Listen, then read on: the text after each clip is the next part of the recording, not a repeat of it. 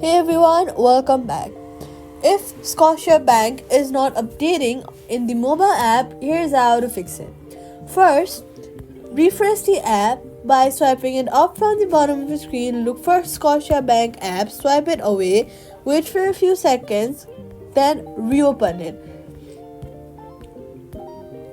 Balances sometimes fail to update due to temporary sync issues. Next, check your internet connection. Switch between Wi-Fi and mobile data to rule out network issues. Now, log out of your Scotiabank app and close it, then log back in. This forces the app to resync your account data. If the balance is still incorrect, wait for a few minutes. Some transactions take time to process and so in real time.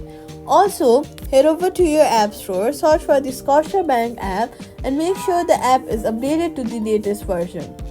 After that, if the problem continues, contact Scotiabank support to confirm whether the transaction is still pending. And that's it. Subscribe for more quick fixes.